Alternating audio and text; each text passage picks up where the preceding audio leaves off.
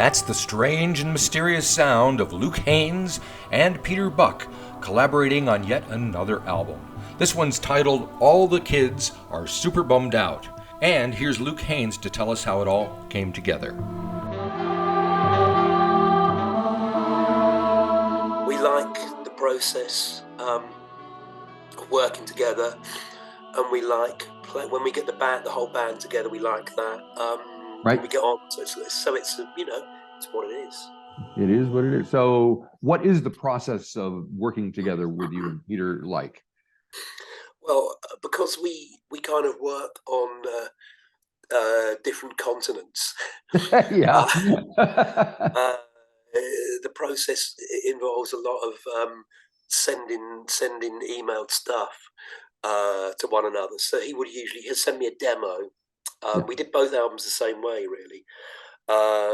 He'll send me a demo with maybe kind of like a guitar kind of riffs and a drum machine pattern, and maybe a bass or something like that. Then I'll add vocals and a kind of melody line, maybe add another guitar, some synths. Then Scott McCoy from the -5 will usually add a kind of maybe a piano or a mellotron, or he's really our bass player. Right. He might even add another. I mean, Scott's like a multi-instrumentalist. Yep, he's everywhere. And then when we've got all that going, Linda will come from New York to Portland to Scott's basement to put the drums on, usually in one day. Then the whole lot comes back to me, and I mix it in London. Right. Very cool. So for the outsider, it sounds very like a disjointed way of working, but everybody's kind of doing that these days, aren't they? I suppose it's a little bit disjointed, but once you get into, we're kind of used to doing that, and it's more, things can kind of come up very quickly because, maybe I will come up with an idea for a song and just sort of suddenly email Peter and say, look, I've got this idea for a lyric, send me something, or he'll, or something, or we'll be talking about something on an email, and I'll say, an example of that is the British Army on LSD. Right. I was just going to say a conversation we were kind of having about email, and that line came up in it, and from Peter, and I said, that's a song title. Situation vacant, staring at the leaves. My aim is true, my mind is free. Let the prisoners go, man, set them free. With my bare hands I chop down this tree. The British Army on LSD. And we kind of did it over email in about an hour. And then just built on it. Same with the album title, really. Sometimes it's kind of it was a phrase that Peter used, that he'd heard from somewhere. Yeah, it's a phrase that he picked up, and I said that's the album title. So yes. It takes two people to sometimes just like pick, one person does something, you go, so the other person goes, that's great, or that's kind of that's kind of collaboration, I think. Gotcha. And you put together the front cover collage thing as well, right? For the yeah. I just did it really quickly because I had no idea and it was just after we'd done a tour of the UK, and my head was in the space of thinking about the album. So I just very quickly had this idea for a collage. The collage took quite a long time, but the idea was quick. And so that just became the album. And Peter kind of lets me have free hand on those kind of things. And it was just like, what do you think of this? Great. Peter's got the collage actually hanging in his front room. That's nice. We'll just touch on a couple of tracks just because hopefully we can. The one Sunstroke, which is track 3, there's a little flute thing on it. Remind me of the Trogs for some reason. I wonder. Yeah. I'm better than you. You're better than me. Get lost in the grounds. See how mad we can be. Crazy Jane. She's dancing for you. My Jane. In yellow and blue. That's me playing recorder. It's a recorder, okay, yeah. And you're exactly right in your your reference, because we did that on the first album. Right. There's a kind of couple of tracks that have got a recorder with me playing on it, and I was actually referencing the Trogs. I love it. Yeah. It takes it There's a track on the a first certain album called Ugly age to just go, oh yeah. which is very kind of Trogsy, yeah. Yeah. And what can you tell me about the song itself? How did it come together? What Sunstroke? Yeah. It's a song about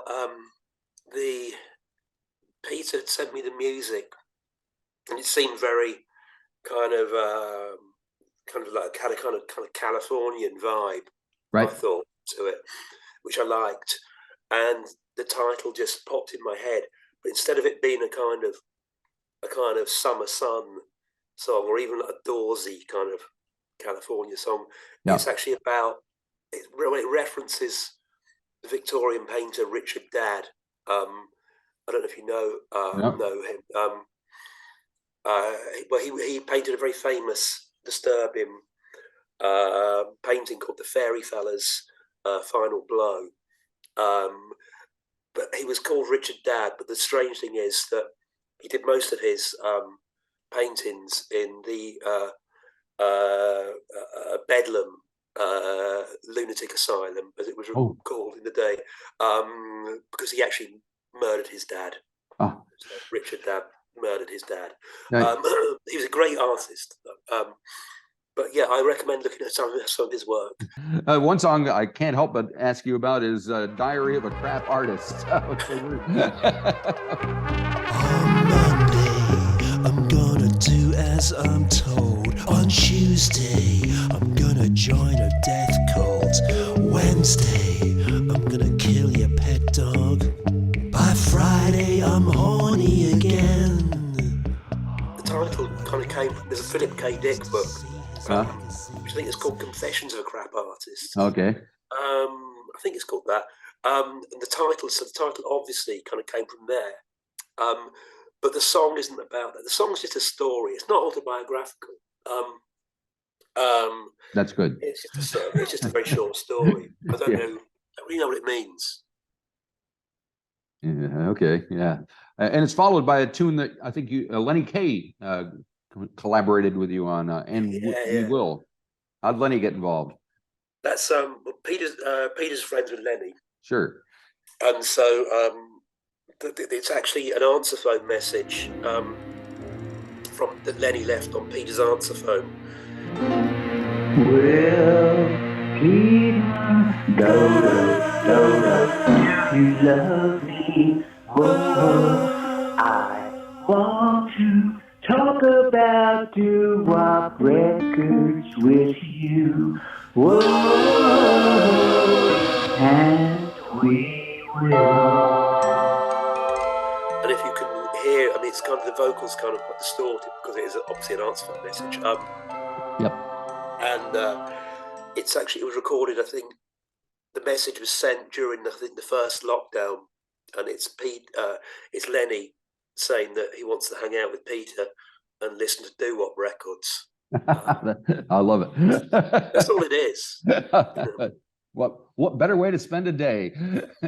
Yeah, and it's in a weird way, it's sort of like one of the most throwaway thing, I suppose, on the album, but it's kind of one of my favourite things. I just like this idea of Lenny Kaye singing this song and leaving it on Peter's answer phone. I think Lenny was quite surprised we used it,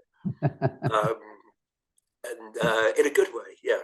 I love doo-wop music, and I found out one of my favorite doo-wop groups is the Flamingos. And oh, God, yeah. I Only Have Eyes for You. And it turns out the last remaining flamingo lives in London, and his name is Tommy Hunt, and I talked to him a few months ago. Yeah. I didn't know that. Yeah, so if you see him, say hi. Wow. I think he's 89 or 90 now, but he's still cooking. I was he must be kind of getting on a bit, but wow. Yeah. Get on him, yeah. Now, is there a Auteurs box set on the way as well? I think I heard something about that. What's the deal with that? Yeah, it's in February. I mean, it's all the stuff we recorded for EMI, right? Which is for the entire our entire duration. Yep. We were on EMI, so it's all the all the studio stuff, a few demos, all the B-sides, a few unreleased things, not particularly not any kind of live stuff or anything like that, because that's sort of like, I didn't want it's basically 6 CDs, Right. which is enough. Yeah, I think there's All 125 about 80 tracks or minutes something like long. that, right? Yeah. So I mean, there are things that aren't on there, like the Peel sessions, and excuse me, and various BBC sessions, but it's basically all the studio recordings. Yeah, Right. and B-sides and A-sides. Excuse me. So was it a trip down memory lane for you? Did you have to go through it all and kind of revisit it and think about it? Yeah. Well, you do have to. You have to check that everything's good, everything's right. Right. Obviously, yeah, it was good. It was. I mean, it's not something I do a lot. Revisit my old records, but it was interesting, and I think it all stands up. Oh, that's good. Yeah. You don't want to think, man, I would love to have a chat, do that over again. No, it struck me as it all kind of sounded quite otherworldly in a good way. Oh, nice. And do you see that doing that with other past projects as well? Well, Black Box Record has already been done. Right. So I mean, there's only like my kind of solo stuff to kind of collect up, but that's all on Cherry Red. Right. Anyway, so I don't know, but I'm just pleased. I think this is the third time the Auteurs stuff has been reissued, and it's always kind of been in print. So I'm just pleased that these albums have been. The first album, it's kind of been in time. It comes out next year. Will have been 30 years. So it's been in that album's been in print 30 years. So that's pretty good, I think. I think so. Yep.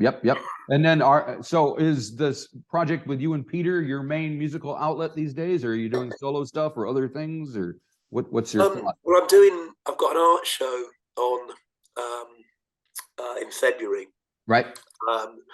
And we're already working on the next me and Peter album. So I guess it is. We're on tour in the UK in February. We might do some other dates later in the year. Try and get to America. So that is my main sort of musical thing at the moment, which is enough for me. That's cool. Well, one other I just wanted to chat about Exit Space, which is kind of the title track of the album. There's some saxophone, I think, is maybe on it, and some weird gothic chants. So Mellotron, yeah. Mellotron. Who knows what these days, but yeah. Experiment failed.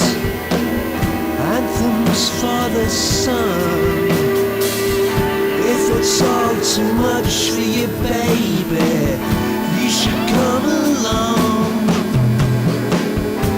A fucking dumb apes can't get off the ground. Exit space with immediate effect. All the kids are super bummed out. All the kids are super bummed out. All the kids are super bummed out. All the kids. Yeah, and there's apes. Okay. So where did all that come from? Whose idea was that? Well, that was a weird sort of. It was almost like a kind of, if you could kind of have a jam session via email. That's what that is. Okay. So it was basically about 4 to 8 tracks that Peter had of just pure feedback that he'd actually recorded for some other. He'd recorded for some other things. So he compiled all his feedback together into this thing that was about 3 minutes long. Then I put some chords underneath it. Scott added bits. Then it kind of gradually became this sort of 8-minute thing. It was originally long. It was originally about 12 minutes. But there was more apes. Of course. I had to be a little bit. Peter wanted it to kind of be the 12-minute version with about 5 minutes of apes. But I thought about a minute of apes was enough. That'll be on the box set. Yeah. All right. I mean, the next album will be mainly apes. Well, there you can't ask for more than that. No, you can't get enough of apes. That's fantastic. So are you, obviously you are thinking of the next album. Is it just an organic process between you guys just working on this? Yeah, it's really organic. Yeah.